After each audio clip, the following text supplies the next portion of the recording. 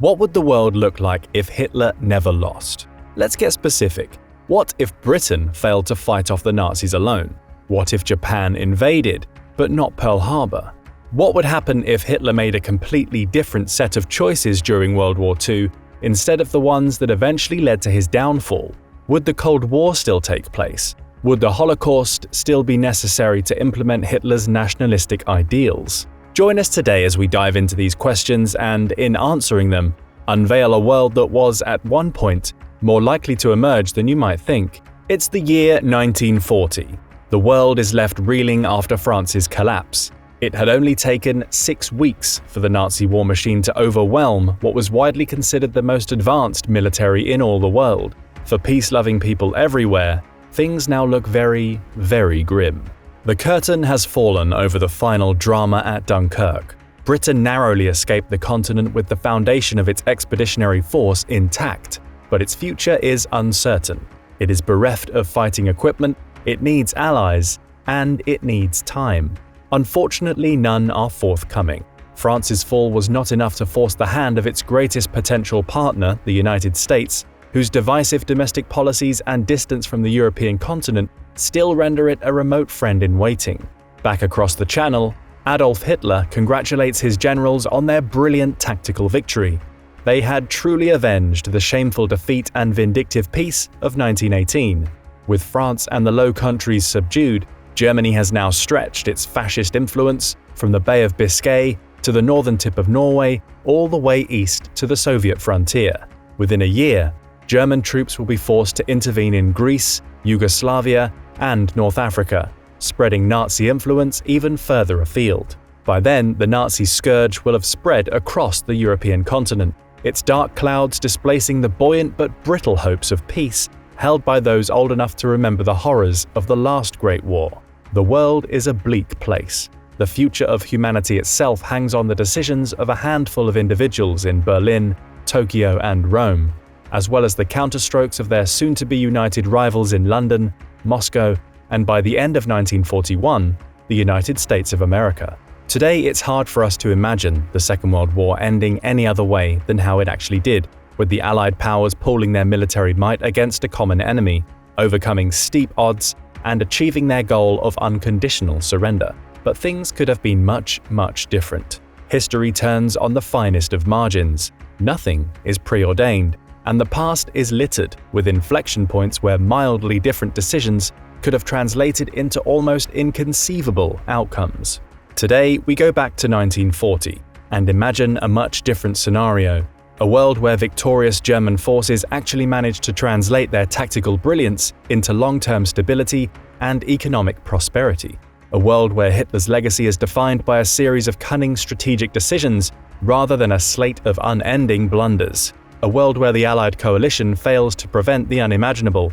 A world where the Axis, not the Allies, emerge victorious. It is a counterfactual tale as old as time, but it remains one of history's greatest what-ifs. What if Hitler never lost? In order to start answering this question, we need to make a quick stop in the land of baguettes, barrettes, and a sometimes worrisome obsession with cheese, France. Most historians agree that the immediate aftermath of the fall of France in the summer of 1940 was one of the war's most pivotal moments. With France divided into a German-occupied northern zone and a collaborationist Vichy southern zone, the United Kingdom, its dominions, and its imperial colonies braced themselves for the long, solitary fight ahead.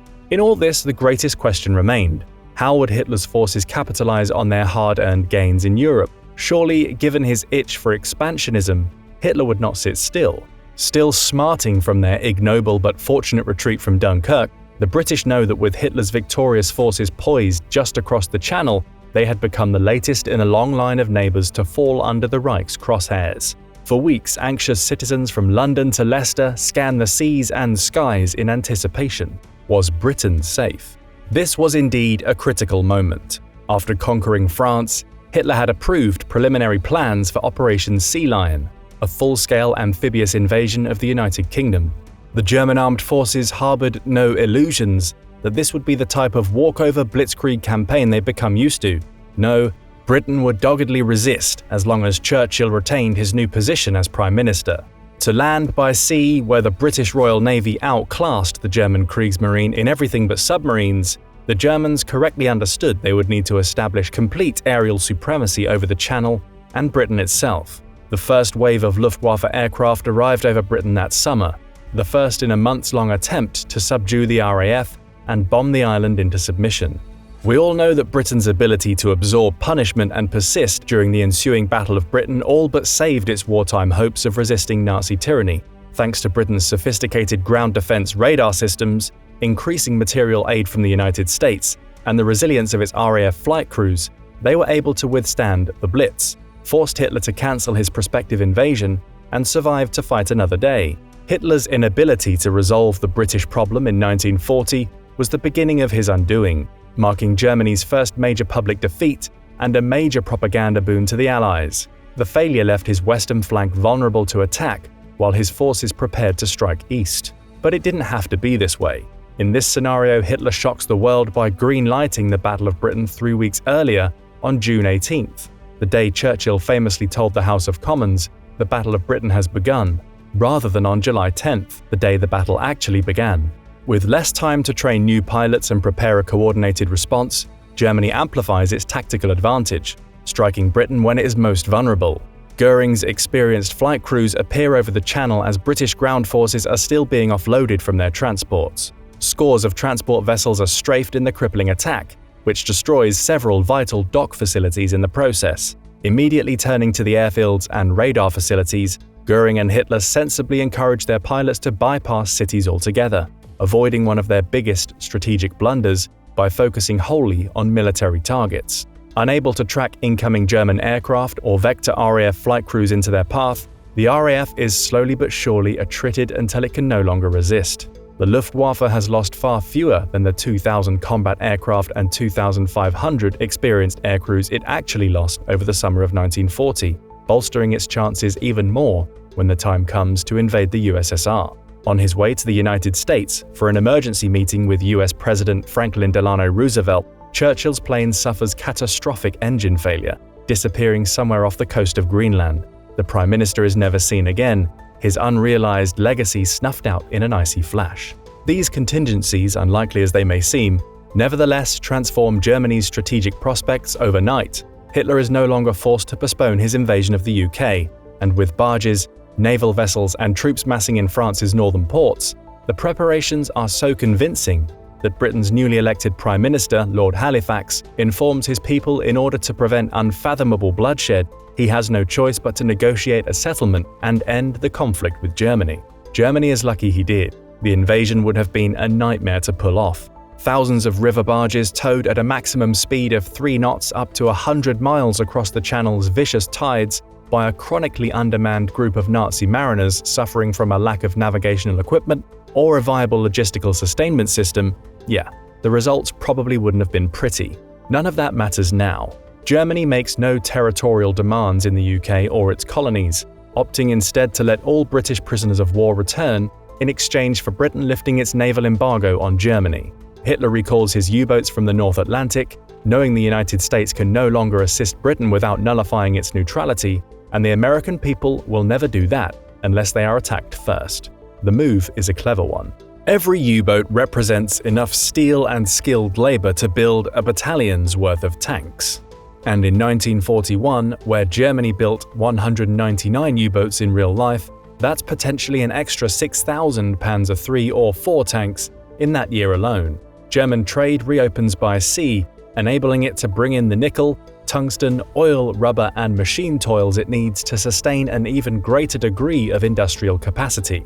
France is allowed to import coal from England again, revitalizing its shattered agricultural industry. For a time, the war itself seems to cease. The lights go back on in London. The pubs reopen. Rationing is no longer necessary. Over the coming months, incipient resistance movements in the Benelux countries, France and Britain spring up.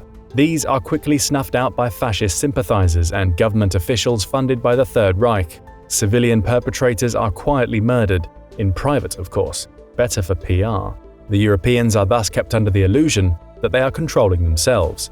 Meanwhile, German troops at the French coast begin to board their trains and make the cold winter journey to the Soviet frontier. They have a long year ahead of them. What now? Germany's windfall in the West vastly expands its military potential in the East. By mid-1941, Britain is squarely out of the picture, and Germany prepares itself for its next move. 1941 would ultimately turn out to be a critical year in more ways than one. That summer, Hitler watched as 3.8 million men, 600,000 vehicles, and 600,000 horses embarked on the largest land offensive in history, Operation Barbarossa. The June 1941 invasion of the Soviet Union would result in sweeping victories in the Caucasus and Ukraine, where Hitler succeeded in carving out millions of square kilometers of living space for the German people, capturing over 3 million Soviet POWs and securing vast pools of forced labor and the oil reserves it so desperately needed. But the true jewel was Moscow. Having endured 3 months of bitter fighting, unspeakable atrocities, and tremendous casualties, the Soviets welcomed the onset of winter, staging a daring counteroffensive which stopped the Nazi advance within the eyesight of Moscow and quickly regained hundreds of miles of territory. From then on, the Soviets shocked Hitler's generals, delivering a series of stunning defeats which would culminate in the collapse of the Third Reich itself. Critically, Germany is now able to focus on one threat at a time. Britain is no longer a problem. With less U-boats in the Atlantic, there is far less likelihood of a repeat of the type of naval escalation with the United States seen during World War I, and as previously discussed, Germany has thousands more tanks, aircraft, and competent air crews at their disposal. Germany brought 6 times the number of men to Moscow it sent to Stalingrad, 2 million of them. That should tell you everything you need to know about Moscow's significance. They ultimately failed, but in our scenario they succeed, driving forward and seizing the Soviet capital and central logistical hub. Soviet production has long been disassembled and sent to the Urals, where Stalin fled to continue the Soviet war effort. With Moscow secure, Germany now possesses winterized airports, warmer winter quarters, a better supply network despite having to relay track to match the gauge of the railway lines used across Europe, putting Hitler in a much better position on the Eastern Front. The propaganda after effects would be massive, but contrary to what you might expect, the Soviet war effort would not skip a beat. The Wehrmacht is by now completely exhausted, depleted, and starved of supplies. The Soviets are even worse. They had always planned to lose Moscow. It was doomed from the beginning. Like Great Britain, the Red Army needed time and allies to survive. This time, however, they got neither. You see, in our conventional timeline, by 1941, one of the major cracks in the Axis war effort begins to appear. Hitler is inept when it comes to coordinating with his allies. He intervenes in Greece and North Africa as soon as Mussolini's Italian forces show signs of faltering. But that was when Great Britain and its colonies were still in the fight. Now they aren't.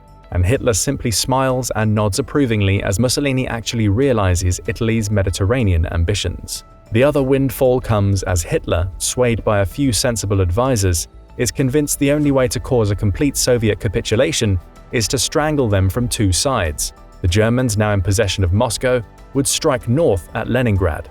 This time, they would coordinate their attack with the Japanese, who had entered into secret talks with German diplomats expressing their willingness to split the Soviet spoils in 2, similar to the way Hitler had done with Stalin in Poland just 2 years earlier. Hitler has no idea that Japan is plotting a stunning attack on the United States at Pearl Harbor. For the time being, he is swayed by their logic. In a stunning move in November 1941, Japanese army and air forces sidelined their Pacific plans and decide to launch an extensive invasion of the Soviet Union in concert with the German push on Leningrad.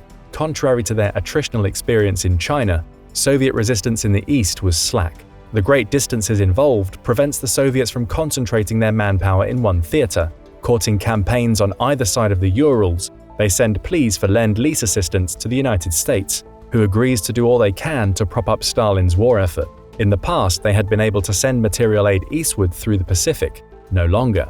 The Japanese deploy their naval assets to blockade the Soviet Union, forcing American convoys to cross the Atlantic and traverse contested sea lanes into the subarctic north to get the Soviets the supplies they need. German forces soon seize Leningrad, denying another port from receiving American aid. Slowly but surely, the Soviet bear is starving to death. The sheer size of the Soviet Union delays the inevitable for another year. Notably, initial success has bolstered onrushing Japanese forces, who briefly stopped their advance to consolidate their gains in Siberia, China, and now as far east as Burma. In early 1942, the Imperial Japanese Navy stages a pinpoint surgical attack on the Dutch East Indies and its surrounding territories, securing all the oil it needs to sustain its growing military footprint. Miraculously, Goering and Goebbels convince Hitler to begin engaging in one-on-one summits with Hideki Tojo, the Japanese Prime Minister, to coordinate their global strategy.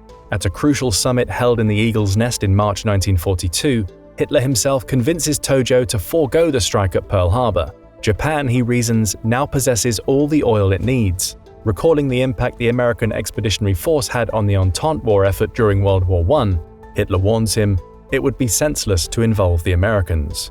They have the industrial potential of all of us combined, Hitler reiterates. Our spies tell us they can outproduce us, the Soviets, everyone. Tojo looks the German Führer in the eyes, reminded of Hirohito's misgivings about going to war in the first place. We can give you all the oil you need, Hitler says. If we can just keep the Americans at bay and out of the conflict for one more year, all our ambitions will be realized. And with that, Hitler himself convinced his Japanese ally to forego the Pearl Harbor attack, paving the way for a complete and total Axis victory in World War II. Alone, America can do nothing. Hitler laughs as he ushers Tojo out of the Eagle's Nest at the end of the summit. Their people could never stomach the losses required to defeat us all.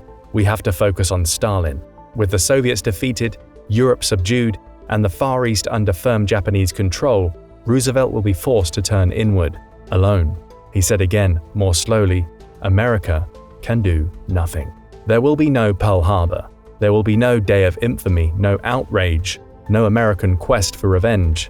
American ships, sailors, and soldiers will never cross the Atlantic or island hop their way to victory in the Pacific. There are no more people to help.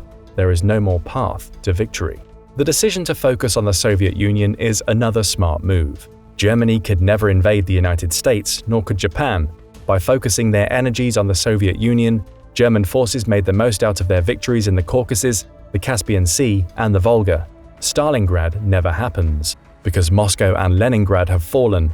Stalin's forces by mid-1942 are arrayed across the Urals, holding out in a purely defensive line. Without the British Empire available to secure vital sea lanes or occupy German and Italian forces out west, and without the Americans firmly in their camp, Lend-Lease is not forthcoming. There are no victories in North Africa, Sicily, or Italy. 427,284 trucks, 13,000 tanks and combat vehicles, 11,000 aircraft, 3,000 bombers, 35,000 motorcycles, 13,000 railway cars, 400 radar systems, 2.6 million tons of gasoline and oil, 4.5 million tons of food, and the entire Ford River Rogue plant, which was, in reality, bodily lifted and transferred to the USSR, never arrive. Slowly but surely, the Soviets are indeed starved into submission.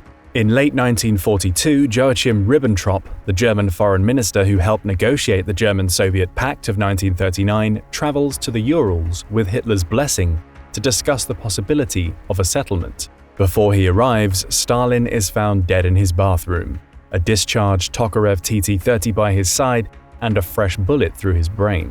World War II is officially over, with the Axis in control of the entirety of Europe, the Mediterranean, North Africa, the Balkans, Eurasia, and the Far East. The remnants of the Soviet Union descend into civil war. Eventually, Khrushchev's faction wins out, but there is nothing left to rule but a hollowed-out sliver of Siberian soil. Like China, the latest Japanese savaged puppet, the USSR's economic and civilian infrastructure are shattered. It will take half a century to rebuild. The United States has no stake in the Soviet Union's communist future. It is just as unsettling as the Nazi vision, two sides of the same totalitarian coin. The American future is far removed from European and Nazi interests. It is less involved in maintaining a balance of power outside of its own defensive interests in the Pacific. With totalitarianism ascendant, the American future rests squarely in the Americas. Okay, we now know how World War II might have ended if Hitler hadn't lost, but what might the world have looked like over the ensuing decades? Thanks to evidence furnished by Hitler's own autobiography Mein Kampf, and the systematic program of ethnic cleansing already being carried out by his underlings well before the war's end, we can gain a pretty good idea. According to well-regarded military historian Omer Bartov, when asked about Hitler's post-war ambitions, Bartov replied, "He meant what he said. It's likely that we would see German colonists, families of hearty Aryan stock whose children bear the pins of their local Hitler Youth organization, marching forward and expanding into the newly conquered and depopulated Slavic territories. Millions upon millions of the original inhabitants have either become refugees, been rounded up and pressed into labor camps, or systematically murdered, especially the Jews. Germany no longer worries about continental enemies. It is now exponentially larger than it ever was, and with collaborationist governments elected all across Western Europe, Hitler can focus on Germanizing the East, torching their heritage, reintroducing a new history, and defeating lingering pockets of resistance. It takes another 5 years to pacify the remainder of the Soviet Union, but with Japanese cooperation, both sides successfully carved the USSR in two. Intensive and violent programs are adopted to decommunize the East. Nazi Party school teachers teach local communities Hitler's vision of pure and inferior racial hierarchies. Nazi military policemen and women enforce strict racial segregation, banning Slavic peoples from reproducing unless they agree to press their children into slavery or, in certain more lenient governments, indentured servitude. Strict press censorship reigns, with Nazi propaganda minister Joseph Goebbels spreading venomous, anti-Semitic messages across the globe. The new supranational Nazi state enacts mass sterilization for parents who give birth to unhealthy children. It puts those with mental illnesses behind closed doors for experimentation and extermination. It implements Lebensraum, using the Soviet breadbasket to feed its new and thriving German population. 50 million Slavs are murdered over the next decade to realize Hitler's vision, a chilling number which in the end dwarfs the blood spilled in the Jewish Holocaust. Borders are slowly redrawn, with arbitrary governments established in the East to manage and administer the new Nazi territories. Entire towns are wiped off the map, re-established and rebuilt under Aryan leadership, who zealously march into their new enlightened future. With unfettered access to the world's resources, the Reich stifles hundreds of underground resistance organizations before they gather steam. Censorship is so stringent, and the Reich's genocidal crimes so tightly protected that journalists in the United States, ushered through the post-war Reich, never hear of them. Instead, they see what Hitler and his henchmen want them to see: complete fealty to the state, unmatched prosperity, and technological and industrial innovation, the latter made possible by the scientists who never fled war-torn Europe for the United States, but instead remained gainfully employed to produce the latest and greatest weapons and arms for the Reich. It's hard to imagine a post-war era with Hitler at the helm of a victorious Nazi Germany. Historians have documented the dictator's declining health between 1933 and 1945 as stressors mounted and Germany's fortunes waned. Theodor Morell, Hitler's unconventional doctor, was reputed to give the Führer many drugs and potions, including methamphetamines, barbiturates, opiates, and cocaine, which impaired his health even more. He had a visible tremor and an irregular heartbeat at the end of his life, but its causes remain unknown. Yet, had things been different, a more rapid and less stressful victory may have enabled Hitler to gain more control over his physical and mental health and extend his life into his 60s, 70s, and perhaps even his 80s. If he had lived through the ensuing post-war years, it is likely he would at some point have entertained the idea of engaging in an armed conflict with the United States. He viewed the country as a mongrel melting pot, one whose liberal values were antithetical to the Reich's core tenets. It was a nation he felt would have to be subdued at some point. While it's hard to know what that type of conflict might have looked like, it's easier to see how Hitler may have managed Germany's post-war interests, in the type of outcome contemplated by Philip K. Dick in his 1962 novel The Man in the High Castle. Germany and Japan extend their wartime cooperation, dividing their interests neatly along the 70th parallel, actively working to maintain their grip.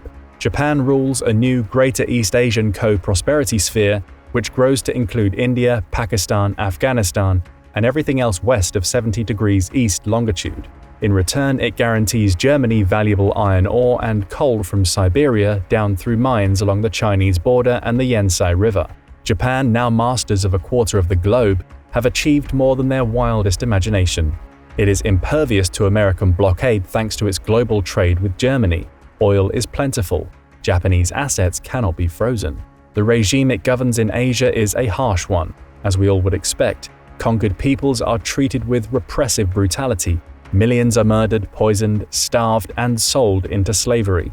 5 to 10 million of them are Chinese. American influence never spreads across the Pacific, and Japanese officers who engaged in wanton acts of violence and heinous crimes are never persecuted or tried. When the Americans prove unable and unwilling to offer resistance, Chiang Kai-shek's China willingly acquiesces to imperial Japanese rule. In the Mediterranean and Africa, Mussolini enjoys the new Italian sphere of influence in the Middle East, Malta, Corsica, Cyprus, Greece, and portions of the French Riviera. Italian fascism coexists with Hitlerian tyranny, but in a far milder form. Mussolini never had the taste for mass genocide or ethnic cleansing, preferring instead targeted assassinations to maintain the illusion of a relatively benign fascist rule.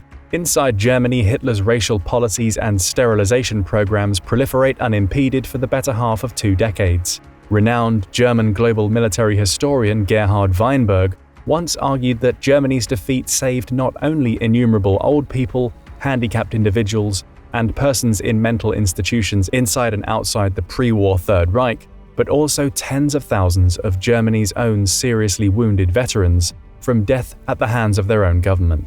In our alternate history, each of these groups suffer unimaginable losses. Most simply disappear, carted off in the night by dutiful SS officers, never to be seen again.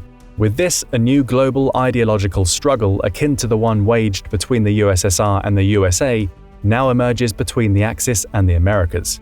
FDR was not re-elected to a third term in 1940, having lost to Wendell Willkie, the Republican nominee, after the American people grew fearful of FDR's brinkmanship in the Atlantic. Britain's negotiated surrender all but sealed FDR's fate. Under Willkie, the US forged a far more moderate path forward. Industrialization continued apace, but did not boom as it might have with the impetus of a complete societal wartime mobilization. The US is still a superpower, albeit a latent one. It armed itself for self-defense between 1942 and 1950, but increasingly tempered its military preparedness with isolationist policies that could make Charles Lindbergh blush. The greatest predicament for the United States in the aftermath of World War II was the ideological standoff with Nazi Germany. Germany had been the first to develop nuclear intercontinental ballistic missiles, a development which made it even harder to resist Nazi rule and which brought the United States to the doorstep of its greatest threat since the Civil War. The United States, with the help of Canadian and certain German refugee scientists who immigrated in the 1920s and 30s, developed their own shortly thereafter. Nobody can predict what Nazi officials will do. There is virtually no dialogue between them and the United States. Over time, the United States forges a liberal coalition of the Americas with Canada, Central and South America, expanding its economic and political influence over the Western Hemisphere on their side of the Atlantic for decades to come. Before long, fascist cells begin to emerge in vulnerable and politically unstable South American societies. These proliferate and begin to metastasize into the United States, causing a widespread Nazi scare. The majority of Americans want nothing less than to meddle in European and Eurasian affairs, but as soon as Nazi Party members protected by the First Amendment rights begin going door to door, the government acts to outlaw Nazism throughout the continental USA. The coalition of the Americas quickly follows suit. A new Cold War between Germany and the Americas sets in. Within a few decades, the entire population of Europe has reinvented itself under the cultural trimmings of the Third Reich. Germany is the dominant nation, with puppet satellites in the United Kingdom, Italy, Spain, France, and Scandinavia. Eastern Europe is entirely pacified. The chilling pall of death manifests by the complete absence of Slavic people where once there were millions. European and Eurasian politics are contingent upon the actions of the superior racial hierarchies in power. Those with greater percentages of Aryan blood are granted more control and greater privileges of travel and entrepreneurship than those with less. Hitler is diametrically opposed to state threats of any proportion. Before his death in 1968, he passes a Nazi decree which incrementally abolishes the Catholic Church, Christianity, and other religious institutions throughout the Third Reich. Emigration out of Europe for religious believers of any stripe becomes nearly impossible, the bulk of them forced with their religious beliefs underground. Clergymen, like the many millions of other unsuitable minorities, are summarily barred from their churches, rounded up and arrested. Goebbels carries Hitler's anti-religious crusade into the 1980s, unchristianizing the people by strangling the practice of Christianity, painting religious believers as enemies of the state, and embarking on a crusade of secret violence against religious leaders and their congregations. How does it all end? Is there any hope for the world in a world where Hitler never lost World War II? Like any alternate story, the future is nearly impossible to predict. In our fictional study, German children become even more fanatically devoted to Hitler's thousand-year vision as the old generation dies off. Party teachings and cultural immersion become more sophisticated as the years go by. Cut off from travel to the Americas during the new Cold War, Europeans are never exposed to dissenting opinions or alternative political views. The state ideology is so devoutly followed that even by the late 1990s, the true extent and methods of the Holocaust remain a closely guarded secret. And then everything starts to unwind. Though it may have seemed like Nazi victory had calcified into enduring true political and economic stability, nothing is ever as sure as it seems. Before long, the digital revolution and the advent of the internet in the United States spreads like wildfire. Telecommunications revolutionize world affairs, and over time, rumors of Nazi and Japanese war crimes committed over the past 5 decades make their way into the Americas. Before long, American hackers teaming up with intelligence organizations begin to perform covert interventions in Nazi satellite states, sponsoring revolts, rebellion, and open insurrection. It will be a slow burn, but slowly the foundations of the Reich begin to collapse. For years, the US knew it could never fight Japan and Germany without allies. But as revolutionary propaganda coupled with digital evidence begins to fan the flames of open resistance, the twin totalitarian empires begin crumbling at their periphery.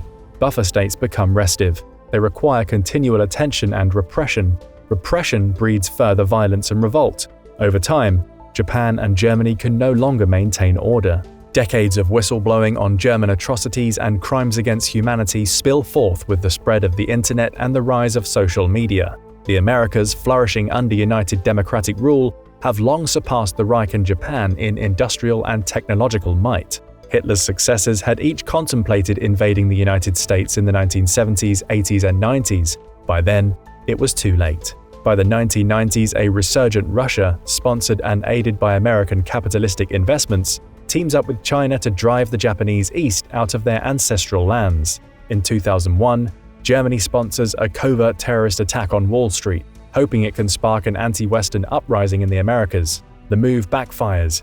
Crippled by uprisings throughout Europe and the Balkans, Germany begins to falter as the United States and its coalition allies in Brazil, Argentina, Mexico, and Canada liberate Great Britain, invading Germany via France in a way their ancestors could never have fathomed during World War II. This time, after 15 years of bloodshed, American and Allied forces meet up with Soviet and Chinese coalition forces along the Rhine. Germany is in ruins. The coalition victory was only possible through a global, united effort, and it had taken nearly 10 years to succeed. By the year 2022, things in Europe are finally getting back to normal. Most rebuilt European states have embraced democracy and are beginning to thrive as small businesses reopen for the first time in 3 generations and individual citizens finally free themselves from the mental yoke of fascism. But conflict looms on the horizon. There are rumors the Russians are interested in reclaiming lost ground in the newly reconstituted Ukraine and other ex-Soviet territories. There is even evidence that they are amassing forces along the border. Rumors spread in the West. What if Russia takes Kyiv, Warsaw, and beyond? How will that endanger the new international order? What if coalition forces still deployed in Europe have to be shifted east of the Rhine? Maybe that's a story for another time. But what do you think the world would look like if Hitler never lost World War II? Let us know in the comments, and don't forget to subscribe for more military analysis from military experts.